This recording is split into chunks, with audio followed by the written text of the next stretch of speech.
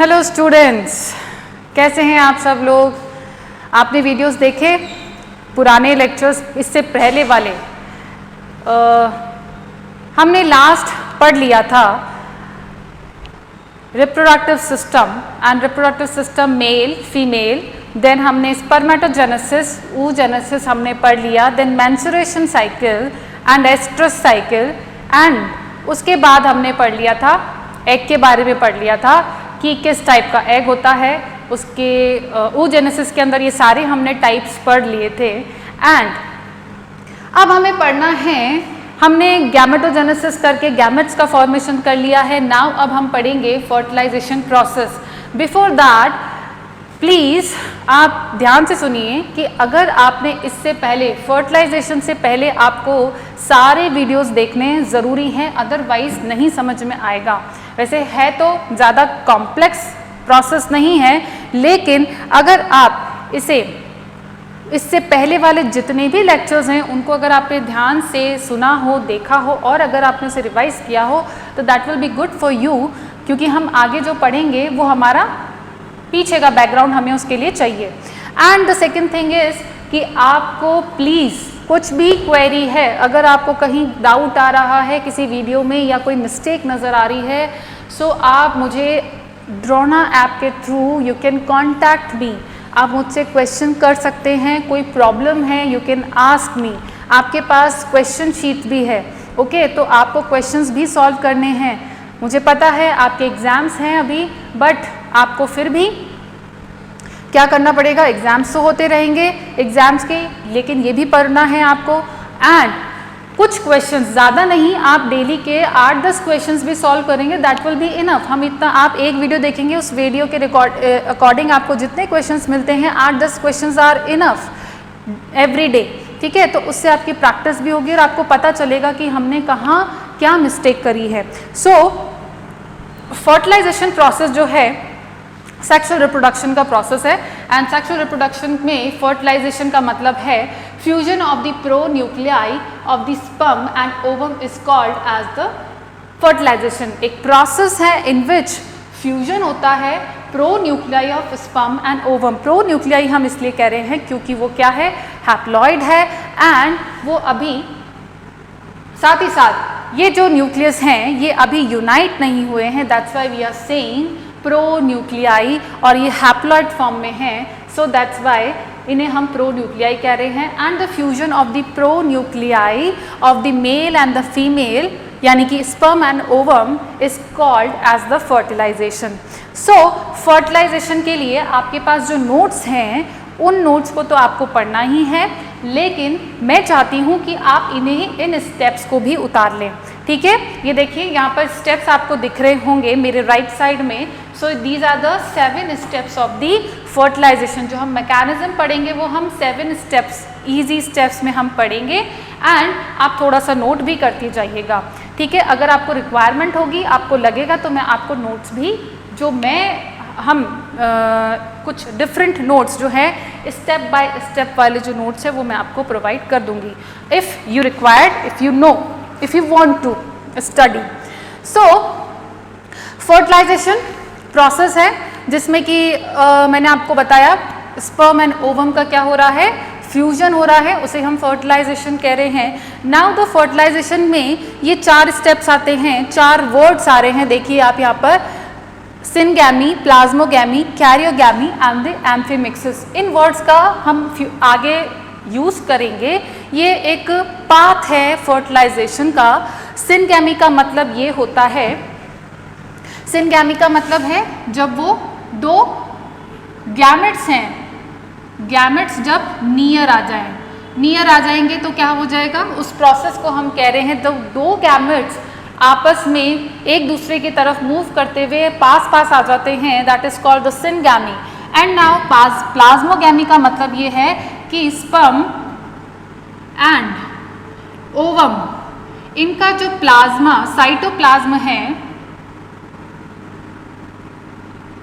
वो क्या हो जाता है, मिक्स हो जाता है। और यू कैन से जो स्पर्म का जो साइटोप्लाज्म है वो ओवम के साइटोप्लाज्म में डिसॉल्व हो जाता है, सो उसको हम कहते हैं प्लाज्मोगैमी कहते हैं। कैरियोगैमी का मतलब ये है कि when it is the actual fusion of the pronucleus, ठीक है, फ्यूजन ऑफ द प्रोन्यूक्लियस को हम कहते हैं karyogamy. These are some terms, कई बार डायरेक्टली क्वेश्चंस भी आ सकता है, बट 12th में, आपके 12th के एग्जाम में भी आ सकता है। So these are the very simple terms जिसको समझना है। प्लाज्मा से, प्लाज्मो से समझ में आ रहा है प्लाज्मा। सिनगैमी का मतलब है दो पास पास में आ रहे हैं। कैरियोगैमी, कैरियो का मतलब ही न्यूक्लियस होता है, ठीक है ना, दो न्यूक्लियस का फ्यूजन, हम उसे क्या कह रहे हैं, कैरियोगैमी। एंड एम्फीमिक्सिस, एम्फीमिक्सिस का मतलब है कि व्हेन इन दोनों के जब क्रोमोसोम, मेल और फीमेल स्पर्म एंड ओवा के जो क्रोमोसोम्स हैं, क्रोमोसोम्स इंटरमिंगल्ड हो जाते हैं और अलाइन हो जाते हैं, और अलाइन, सो उस प्रोसेस को हम कहते हैं एम्फीमिक्सिस कहते हैं। क्या कह रहे हैं उन्हें, एम्फीमिक्सिस कह रहे हैं। एम्फीमिक्सिस में क्या हो रहा है, क्रोमोसोम्स आपस में क्या हो रहे हैं, अरेंज हो रहे हैं। नाउ कैरियोगैमी में केवल फ्यूजन ही प्रोसेस हुआ है एंड द प्लाज्मो के अंदर साइटोप्लाज्म का क्या हो गया है, डिसॉल्व हो गया है। एंड क्या सिनगैमी के अंदर गैमेट्स जो हैं वो नियर बाय आ रहे हैं, उसे हम कह रहे हैं सिनगैमी कह रहे हैं। नाउ बच्चों अब हम पढ़ेंगे साइट ऑफ फर्टिलाइजेशन। फर्टिलाइजेशन देखेंगे कि फर्टिलाइजेशन कहाँ होता है। तो साइट के बेसिस पर फर्टिलाइजेशन जो है वो टू टाइप्स का होता है। फर्स्ट है एक्सटर्नल फर्टिलाइजेशन, ठीक है, and the second is internal fertilization. Okay, short में लिखा है external fertilization and the internal fertilization on the basis of the site, the कहाँ पर फर्टिलाइजेशन हो रहा है उसके बेसिस पर हमने टू कैटेगरीज बनाई हैं। And the first category is external fertilization in which the fertilization process is takes place outside the body or outside the female body.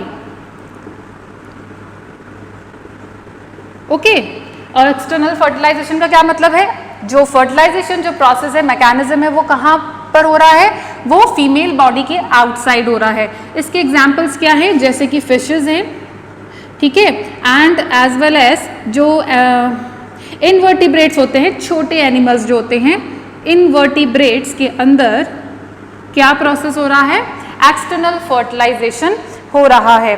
So external fertilisation में जो प्रिमिटिव यानी कि जो थोड़े से लेस डेवलप्ड एनिमल्स हैं उनके अंदर एक्सटर्नल फर्टिलाइजेशन देखने को हमें मिलता है। और जनरली जो एक्सटर्नल फर्टिलाइजेशन है वो कहाँ होता है, इसके लिए हम जानते हैं कि फर्टिलाइजेशन के लिए एक मीडियम चाहिए होता है और यहाँ पर वो मीडियम प्रोवाइड होता है वाटर। सो मेनली कहाँ हो रहा है, एक्सटर्नल फर्टिलाइजेशन कहाँ हो रहा है, मेनली वाटर में होता है। एंड सम एम्फीबियंस जो हैं वो भी क्या करते हैं, एम्फीबियंस जो हैं उनमें भी एक्सटर्नल फर्टिलाइजेशन हो रहा है। And second is the internal fertilization. Internal fertilization का क्या मतलब है कि जब फर्टिलाइजेशन कहाँ हो रहा हो, फर्टिलाइजेशन हो रहा हो inside the female body. Okay, जब इंटरनल फर्टिलाइजेशन का मतलब यह है कि फर्टिलाइजेशन कहाँ हो रहा है, फीमेल बॉडी के अंदर हो रहा है। एंड यहां पर कौन से एनिमल्स आते हैं, मैमल्स आ जाते हैं,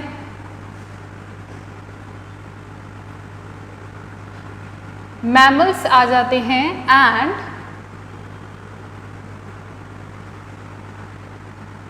और कौन से एनिमल्स हैं, रेप्टाइल्स आ जाते हैं, और कौन से एनिमल्स आ जाते हैं, बर्ड्स आ जाती हैं। So these are the animals in which and internal fertilization is occurred. Okay. External fertilization fishes, amphibian and invertebrates जितने भी हैं जो कि वाटर में रहते हैं जनरली, उनके अंदर एक्सटर्नल फर्टिलाइजेशन देखने को मिलता है। So this is the two type of the fertilization. Now on the basis of वो भी साइट कि कहाँ होता है, उस साइट के बेसिस पर हमने डिवाइड कर दिया, कैटेगरी बना दी। नाउ अब हम बात करेंगे कि टाइप ऑफ द फर्टिलाइजेशन की फर्टिलाइजेशन जो है एक और टाइप भी है।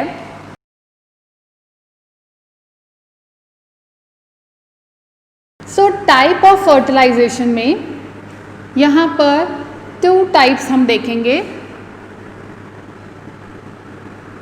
ओके, टाइप्स ऑफ फर्टिलाइजेशन में हम देखेंगे self fertilisation,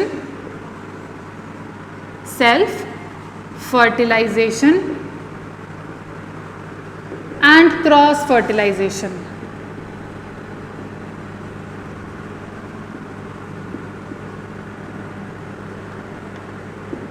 Now, what is the self fertilization and the cross fertilization?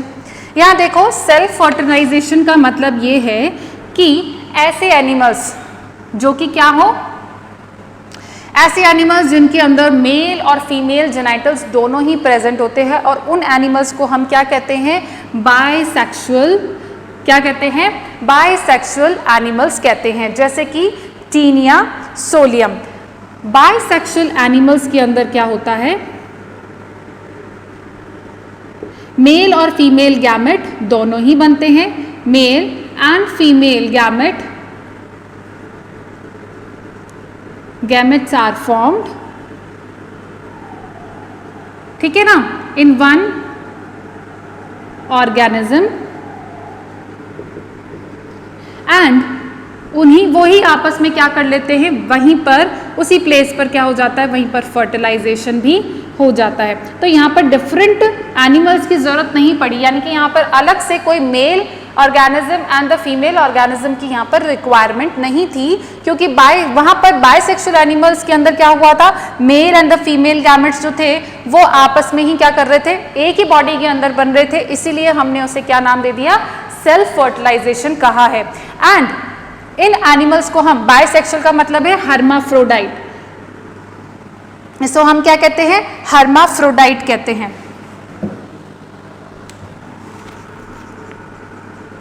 Hermaphrodite. वैसे तो हर्माफ्रोडाइट का एक और अच्छा एग्जाम्पल है जिसको हम कहते हैं अर्थवर्म, एक और एग्जाम्पल है, लेकिन अर्थवर्म के अंदर सेल्फ फर्टिलाइजेशन नहीं होता है।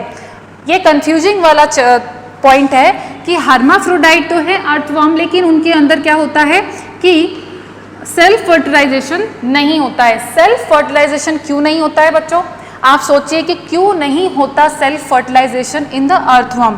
क्योंकि क्या होता है कि इनके अंदर मेल गैमेट जो है वो जल्दी डेवलप हो जाते हैं, है ना, लेकिन फीमेल गैमेट जो होते हैं वो जल्दी डेवलप नहीं होते हैं। फर्टिलाइजेशन के लिए एक खास बात यह है कि मेल और फीमेल गैमेट्स का साइमल्टेनियसली एक ही टाइम पे क्या होना चाहिए, नियर आना चाहिए। ऐसा नहीं होना चाहिए कि एक मेल गैमेट तो आ गया लेकिन फीमेल गैमेट अभी तक नहीं पहुंचा, या फिर कहीं कहें कि एक फीमेल गैमेट तो ऑलरेडी प्रिपेयर्ड है लेकिन मेल गैमेट जो है वो नहीं आ पाया। तो क्या होगा, मेल गैमेट या फीमेल गैमेट जो है उनकी जो उनकी लाइफ होती है वो क्या होती है, बहुत ही शॉर्ट लाइफ होती है, अराउंड 24 से 48 आवर्स के बीच में, ठीक है। जैसे ओवम की कितनी होती है, 2 डेज की होती है, मैक्सिमम 2 डेज की होती है, एंड स्पर्म की मैक्सिमम 3 और 4 डेज हो सकती है। It's a very healthy person में 4 डेज हो सकती है, लेकिन जनरली एवरेज में देखें तो 3 डेज तक ही उसका क्या होता है, लाइफ होता है। एक ही साथ एक ही टाइम पर होना जरूरी है ना। तो इसीलिए यहाँ पर अर्थवर्म में क्या होता है, सेल्फ फर्टिलाइजेशन नहीं होता है। अब देखिए, अब यहाँ पर आ जाते हैं क्रॉस फर्टिलाइजेशन। क्रॉस फर्टिलाइजेशन का क्या मतलब है कि यहाँ पर जो कि यूनिसेक्सुअल होते हैं, है ना, उनके अंदर यूनिसेक्सुअल एनिमल्स के अंदर क्या होता है, मेल एंड फीमेल जो होता है वो दोनों ही, मेल एंड फीमेल ये दोनों ही अलग अलग क्या बनाते हैं, गैमेट्स बनाते हैं एंड दे यूनाइट। ठीक है, ऐसा नहीं होता है अलग अलग इंडिविजुअल में,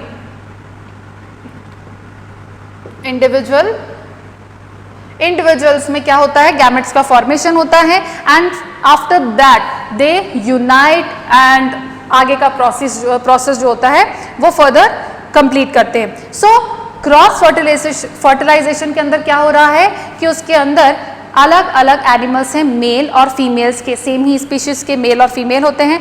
और क्रॉस फर्टिलाइजेशन उन एनिमल्स में भी देखने को मिलता है जो कि हर्माफ्रोडाइट भी होते हैं। क्यों? क्योंकि उनके अंदर मेल गैमेट्स जो है वो जनरली मेल गैमेट्स जो है वो पहले डेवलप हो जाते हैं और कुछ एनिमल्स ऐसे होते हैं जिनके अंदर फीमेल गैमेट जो है वो पहले डेवलप हो जाते हैं। तो वहाँ पर क्रॉस फर्टिलाइजेशन देखने को हमें मिलता है।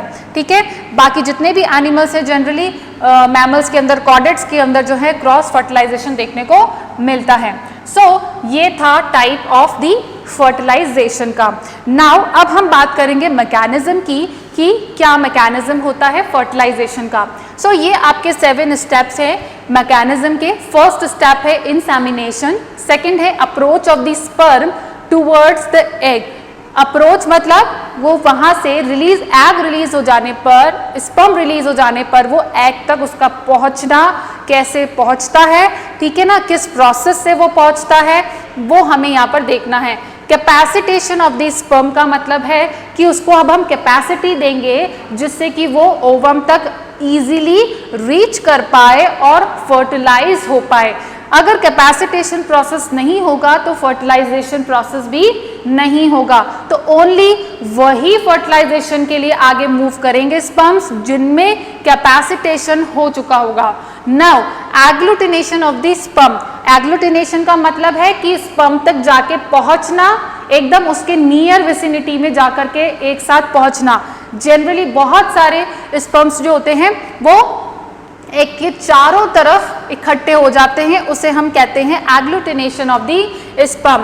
अब 5th पॉइंट है penetration of the sperm. Penetration of the sperm का मतलब है अब वो स्पर्म जो है अब क्या करेगा, एग की मेम्ब्रेन्स को क्या करेगा, लाइसिस करेगा, उसे हम कह रहे हैं पेनिट्रेशन। अब वो पेनिट्रेट करेगा to enter in the egg, और उसी के अंदर हम पढ़ेंगे एक्रोसोमल रिएक्शन भी पढ़ेंगे। नाउ 6th पॉइंट है activation of the egg. Activation of the egg, जैसे ही स्पर्म एंटर करेगा इनटू द एग, देन उसी समय एग जो होगा वो एक्टिव हो जाएगा। उस एक्टिवनेस के अंदर कुछ हमें प्रोसेस देखने को मिलेंगे और वो हम देखेंगे कि किस तरह से एग जो है वो एक्टिव होता है। एक्टिव होकर के वो क्या करता है, अपना मियोसिस कंप्लीट करता है। एज वी नो दैट जो मियोसिस जो है सेकेंडरी oocyte, ओव्यूलेशन के दौरान सेकेंडरी oocyte जो है वो क्या होती है, ओव्यूलेट होती है, और उस सेकेंडरी oocyte जो है वो मियोसिस 2 की मेटाफेज पर क्या रहती है, अरेस्टेड रहती है। सो उसे हम कहेंगे, और उसको वापस रिज्यूम करने के लिए स्पर्म की एंट्री होना जो है वो बहुत ज़रूरी है, उसे हम कहते हैं activation of egg. Now syngamy is the last process, last step है जिसमें हम देखेंगे कि वो कैसे एंटर हो जाने के बाद क्या प्रोसेस होता है, वो हम सिनगैमी के अंदर देखेंगे। नाउ यहां पर सबसे पहले हम देखते हैं इंसेमिनेशन।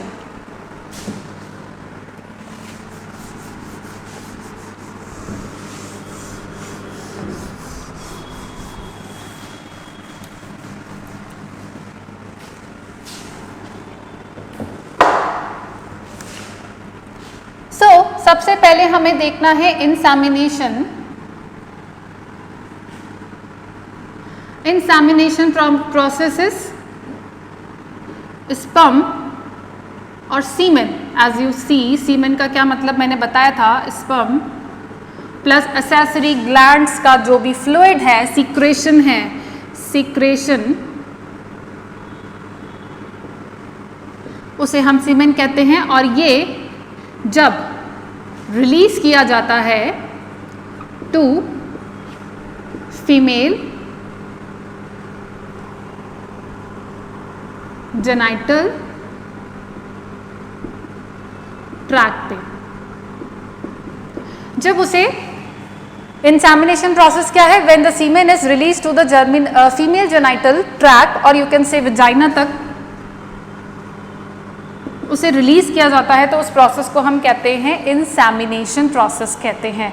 नाउ इंसेमिनेशन के दौरान यहाँ पर जो स्पर्म काउंट है वो अराउंड 200 to 400 मिलियंस होता है, एंड ये जो 200 to 400 मिलियन जो स्पर्म्स हैं ये ट्रैवल करते हुए पहुँचते हैं एम्पुला तक।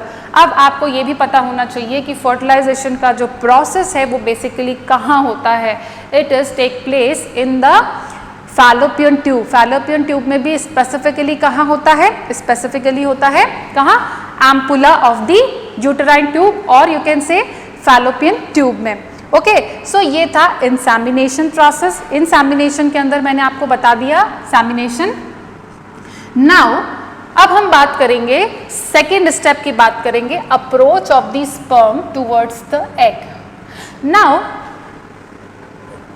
सेकेंड स्टेप हम यहाँ पर देख रहे हैं, फर्स्ट हमने पढ़ लिया है। नाउ सेकेंड स्टेप क्या है? Approach of the sperm towards the egg. अब यहाँ पर खास बात यह है कि अप्रोच, ये जो फर्टिलाइजेशन प्रोसेस है, it's a kind of coincident, it is a random process. ये क्या है? रैंडम प्रोसेस है, ठीक है। फर्टिलाइजेशन जो है एक काइंड ऑफ कोइंसिडेंट भी कह सकते हैं आप इसे, या फिर इसे आप रैंडम प्रोसेस भी कह सकते हैं, जिसमें चांसेस होते हैं। चांसेस हमें बढ़ाने के लिए, अब यहाँ पर चांसेस बहुत कम होते हैं, लेकिन अगर हमें चांसेस बढ़ाने हो फर्टिलाइजेशन के लिए, क्योंकि ये रैंडम प्रोसेस है, रैंडम प्रोसेस में अगर आपको चांस बढ़ाने हो फर्टिलाइजेशन के लिए, तो आपको क्या करना पड़ेगा? हमें करना पड़ेगा कि उसका या तो हम नंबर क्या कर दें, इंक्रीज कर दें। नंबर किसका? नंबर ऑफ स्पर्म इंक्रीज कर दें, तो क्या हो जाएगा? चांसेस बढ़ जाएंगे। भाई किसी भी काम के होने के चांसेस कब होंगे? जब उसकी क्वांटिटी आप इंक्रीज कर देंगे। तो यहाँ पर नंबर ऑफ स्पर्म जो है वो हमेशा मैक्सिमम टू मैक्सिमम रखा जाता है, एंड एज वेल एज यहाँ पर जो एग है उसका साइज जो है वो 1000 टाइम्स लार्जर देन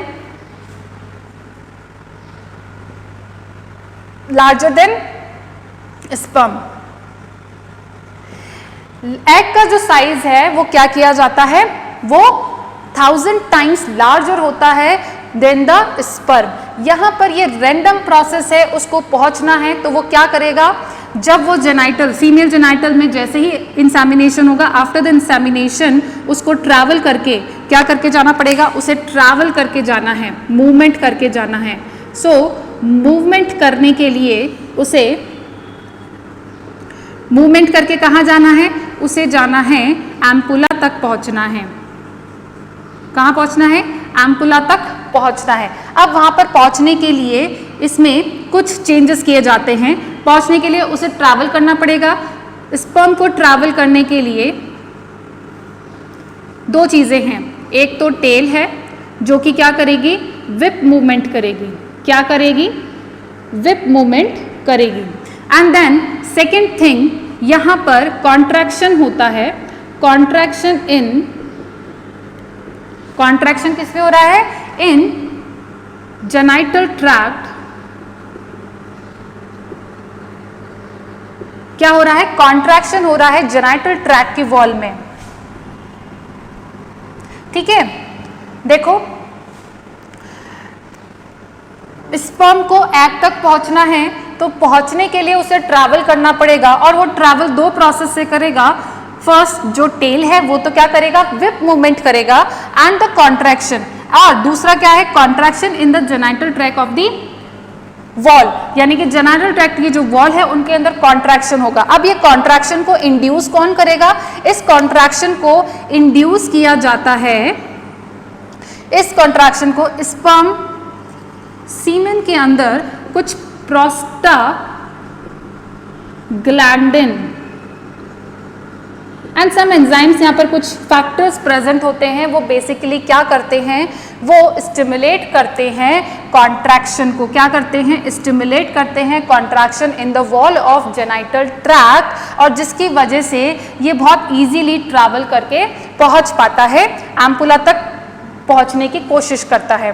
ठीक है। एंड अब ये क्योंकि रैंडम प्रोसेस है, तो रैंडम प्रोसेस का मतलब है कि एग और स्पर्म जो है वो एक साइमल्टेनियसली एक टाइम पीरियड पे ही क्या हो जाना चाहिए, रिलीज होना चाहिए। यानी कि जब ओव्यूलेशन हुआ उसी दौरान कॉपुलेशन होना चाहिए, एंड जिसकी वजह से उसके चांसेस क्या हो जाएंगे, बढ़ जाएंगे। भाई दो सेल्स के मिलने के चांसेस कब ज्यादा हो जाएंगे, पहले तो वो क्या हो, साइमल्टेनियसली रिलीज होना चाहिए at a same time, release at same time,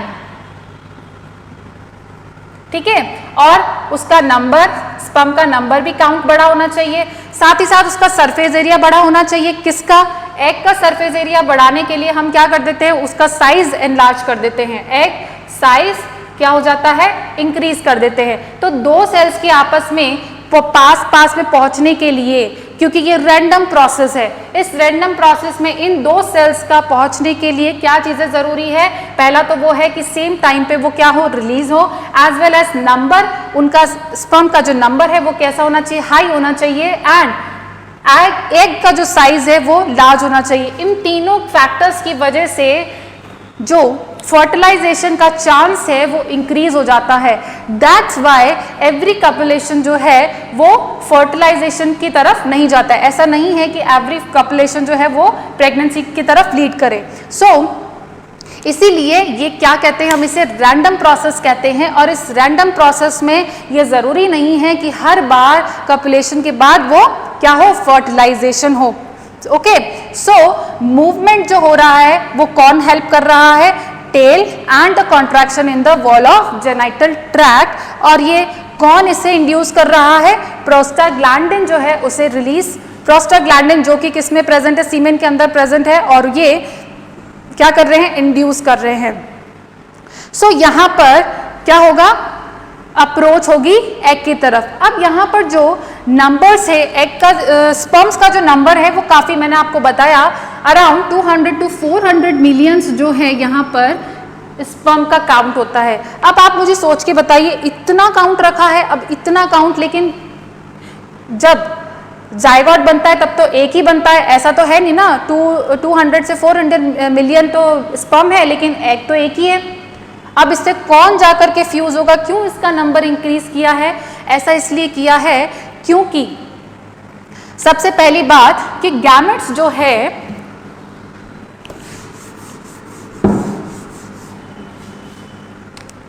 concept समझना, देखो बच्चों बहुत जरूरी है। कॉन्सेप्ट समझ में आ गया तो आप क्वेश्चन को इजीली अटेम्प्ट कर सकते हो, ठीक है। अगर आपको वीडियो समझ में नहीं आता है, कहीं कोई डाउट होता है तो you can ask me, okay.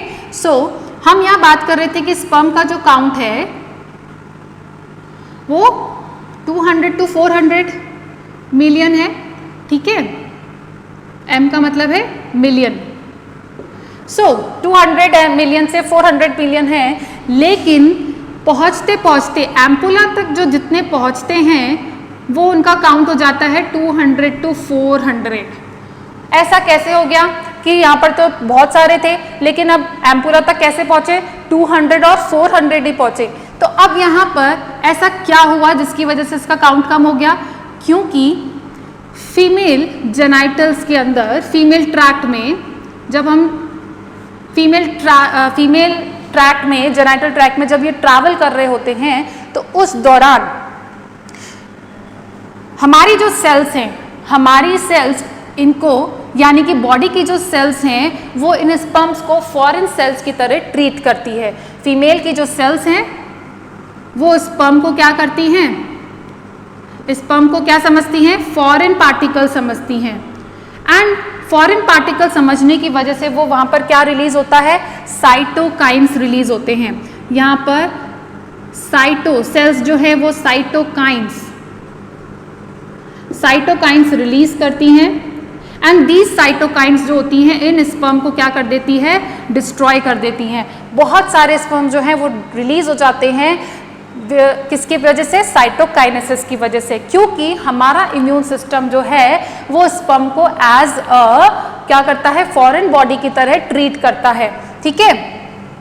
Female का जो बॉडी है वो किसको, स्पर्म को फॉरेन पार्टिकल की तरह ट्रीट करता है, and that's why immune system जो है एक्टिव हो जाता है और साइटोकाइन्स जो एक काइंड ऑफ क्या है फैक्टर है जो कि स्टिमुलेट करता है इन स्पर्म्स को डिस्ट्रॉय करने के लिए, किल करने के लिए। सो ये इसीलिए यहाँ पर काउंट जो है वो कम हो जाता है एम्पुला तक पहुँचते पहुँचते। यानी कि यहाँ पे क्या देखा हमने यहाँ पर देखा, अभी आप आगे इवोल्यूशन में पढ़ेंगे नेचुरल सिलेक्शन। यहाँ पर क्या देखा आपने?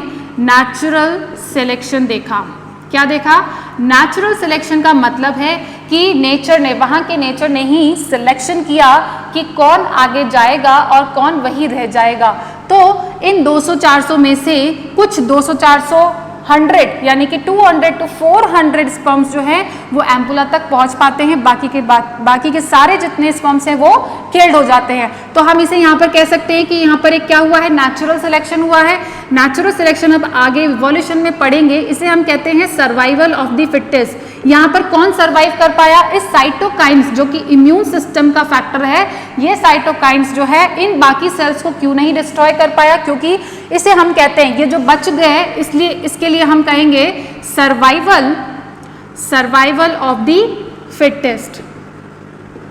यानी कि जो फिट था वही सर्वाइव कर पाएगा, यानी कि जिसमें क्षमता थी, जो स्पर्म्स जो हेल्दी थे, जिनके अंदर क्षमता थी, वो इसको बाईपास करके, साइटोकाइनेसिस को बाईपास करके कहाँ चले गए? वो चले गए एम्पुला तक चले गए। ठीक है, तो हमने उसे क्या कहा? Survival of the fittest. Natural selection आप देखेंगे कि नेचर हमेशा सिलेक्शन करती है, ठीक है ना, नेचर अपने हिसाब से सिलेक्शन करती है। जैसे कि अभी कोरोना वायरस चल रहा है, आप सभी को पता है, ड्यू टू द कोविड-19। तो ऐसे कौन से आपने देखा होगा कि इतने ज़्यादा इन्फेक्टेड जो है, अराउंड बहुत ज़्यादा, मोर देन 5 lakhs जो है हम क्रॉस कर चुके हैं।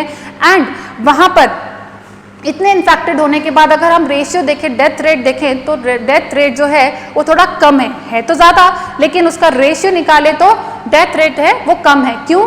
क्योंकि वहाँ पर नेचुरल सिलेक्शन हुआ है। वायरस एक नया है जिसके लिए किसी को नहीं पता कि वो कैसा है, कैसे काम करता है, कैसा उसका, इसलिए हम अभी तक उसकी क्या नहीं बना पाए, वैक्सीन नहीं बना पाए हैं। ठीक है, नाउ वहाँ पर भी क्या हुआ है? नेचुरल सिलेक्शन, यानी कि जो फिट है वही इस कोरोना वायरस को पार कर पाएगा और जो फिट नहीं है वो क्या हो पाएगा? वो वहाँ पर डेड हो जाएंगे। तो अभी तक हमने जितनी भी डेथ्स देखी हैं वो डेथ जनरली किस वजह से हुई है?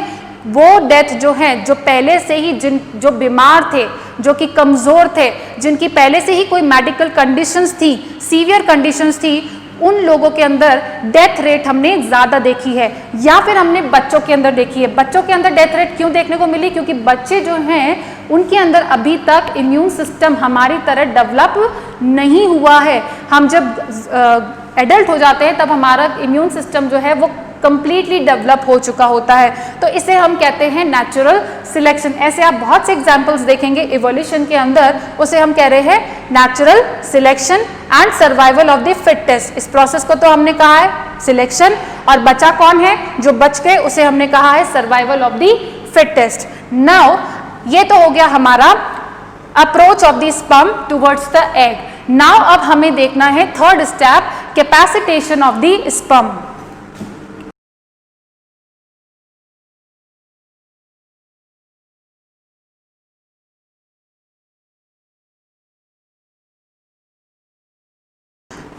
देखो बच्चों, हमने फर्स्ट स्टेप भी देख लिया, सेकंड स्टेप भी देख लिया। Now we move to capacitation of the sperm.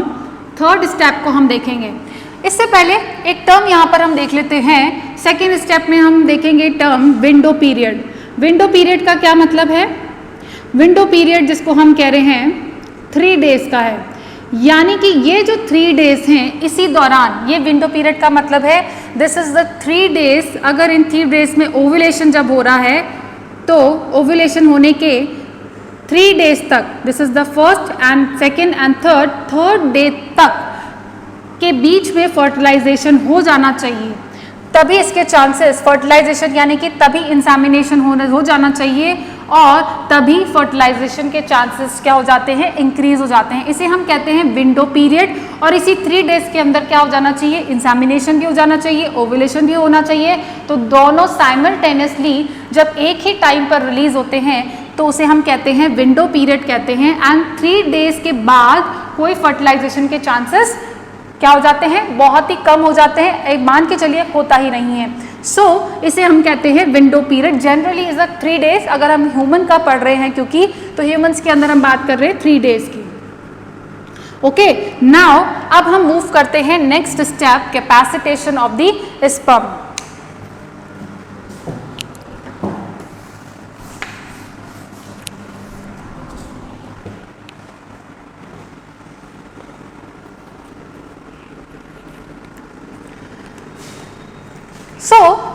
Sperm को क्या किया जाता है, एक्टिव किया जाता है, उसके अंदर क्षमता जगाई जाती है कि तुम्हें अब कुछ काम करना है अब आगे चल के। तो स्पर्म जो है उसको एक्टिव किया जाता है, और ये एक्टिव कहाँ किया जाता है, 2 जगह किया जाता है। एक तो एपिडिडाइमस में किया जाता है, epididymis, and second female genitals में किया जाता है, फीमेल जेनाइटल ट्रैक में किया जाता है। ठीक है, 2 प्लेसेस पे किया जाता है, एपिडिडाइमस में किया जाता है and the female genital tract में कैपेसिटेशन का प्रोसेस होता है। अब यहाँ पर कैपेसिटेशन का मतलब है कि उसके अंदर कुछ चेंजेस होते हैं, ठीक है ना। तो यहाँ पर पहला तो हो गया, एपिडिडाइमस में भी हो गया, उसको एक्टिव किया जाता है। सेकेंड, उसको एक्टिवेशन मिलता है कहाँ पर, female genital, after the insemination. Fallopian tube जो है वो एक सीक्रेशन करती है, फैलोपियन ट्यूब जो है वो एक सीक्रेशन करती है, और जिसकी वजह से फैलोपियन ट्यूब है वो क्या करती है, एक सीक्रेशन करती है, जिसकी वजह से स्पर्म में कुछ चेंजेस होते हैं। ठीक है, अब यहाँ पर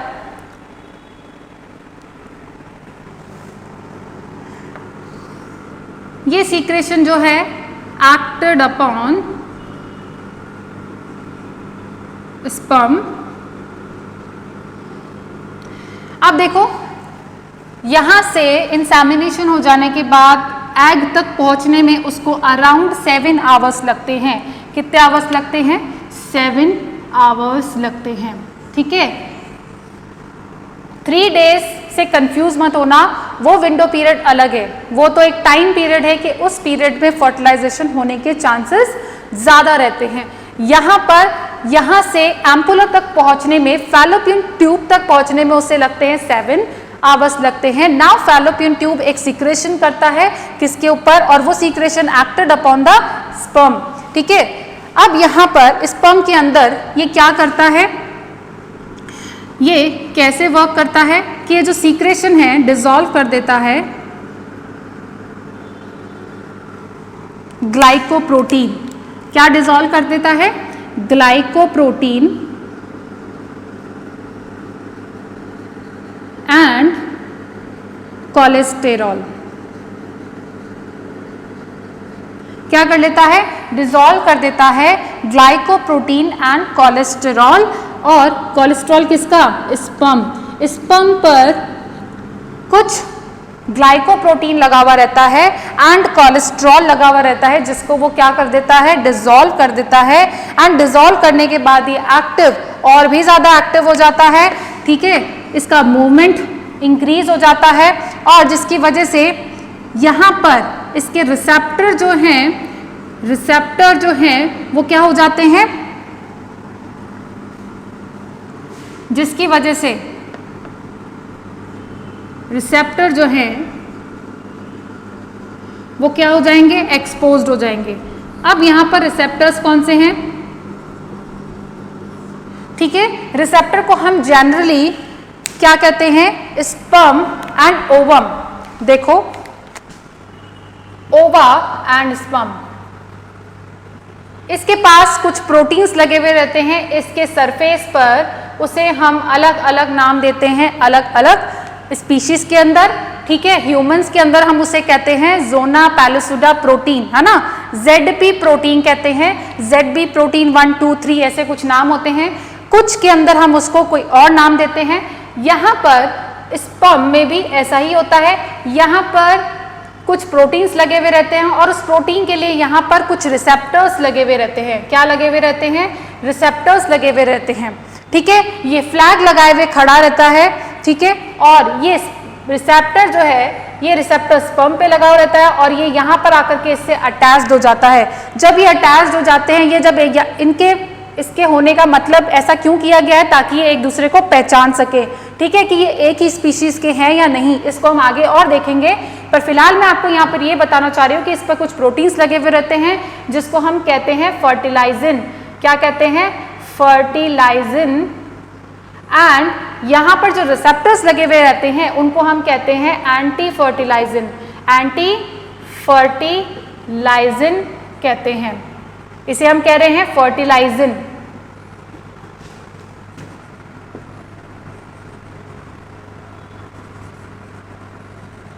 क्या कह रहे हैं? Fertilizin and the anti fertilizin. तो यहाँ पर जो रिसेप्टर्स है वो क्या हो जाते हैं? एक्सपोज्ड हो जाते हैं due to the secretion of the fallopian tube and that acted upon the sperm by, क्या करता है? डिसॉल्व कर देता है glycoprotein and the cholesterol of the sperm membrane पे जो लगे हुए रहते हैं। नाउ यहाँ साथ ही साथ क्या होता है? कैपेसिटेशन होने के लिए अब इसका मूवमेंट भी तेज हो जाता है, फास्ट हो जाता है। उसके लिए यहाँ पर कुछ कैल्शियम आयंस हैं, वो क्या करते हैं? स्पर्म में एंटर करते हैं। क्या करते हैं? स्पर्म एंटर इन स्पर्म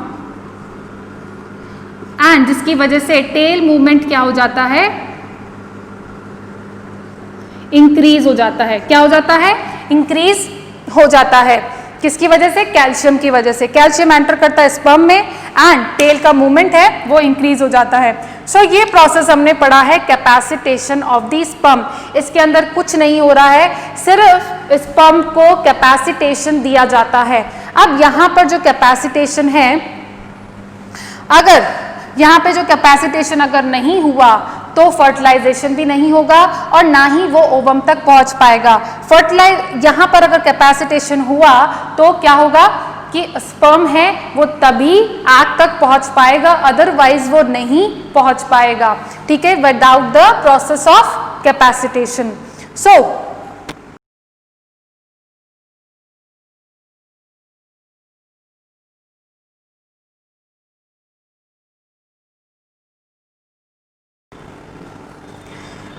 बच्चों अब हमें स्टार्ट करना है agglutination of sperm. Next step क्या है? Agglutination of the sperm. Agglutination का मतलब मैंने बताया था कि एक जगह पे जाके इकट्ठे हो जाना। यहां पर क्या होता है?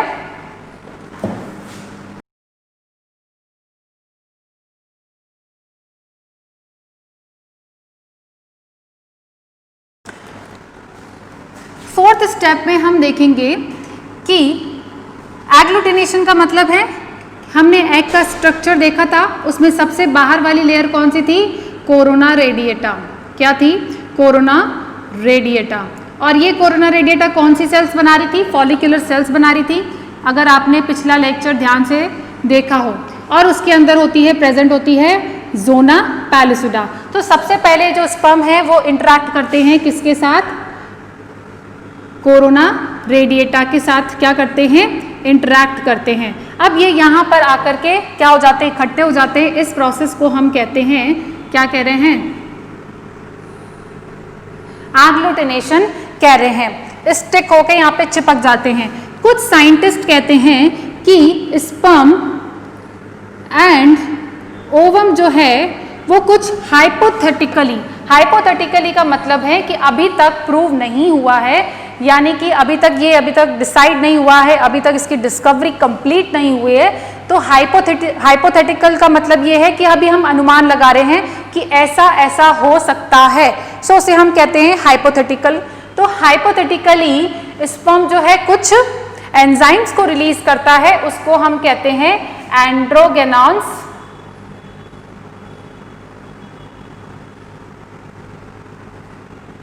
एंड ओवम जो रिलीज करता है उसे हम कहते हैं गायनोगेनॉन। ये दो होते हैं, 1 and 2 and this is also 1 and 2। ठीक है, तो ये दो एंजाइम्स होते हैं जो अभी तक हाइपोथेटिकली, अभी तक ये क्या हुए हैं? अभी तक ये इन पर अभी तक मुहर नहीं लगी है कि वाकई में ऐसा है या नहीं, अभी तक ये हाइपोथेटिकल ही है, यानी कि अभी तक ये सिर्फ इस पर डिस्कवरी चल रही है। अब हम बढ़ते हैं next, penetration of the sperm. ये हमारा 4th स्टेप था जिसमें कुछ भी नहीं था, केवल कोरोना रेडिया तक अब ये पहुंच चुके हैं, एम्पुला तक आ चुके हैं, एंड अब ये कहाँ आकर के चिपक गए हैं, कोरोना रेडिएटा, जो कि सबसे outer layer of the egg है, सेकेंडरी oocyte जो है रिलीज हुआ है, उसकी आउटर जो लाइनिंग है, मेम्ब्रेन है, वो कौन सी है, कोरोना रेडिएटा है। नाउ अब हम मूव करते हैं पेनिट्रेशन ऑफ द स्पर्म।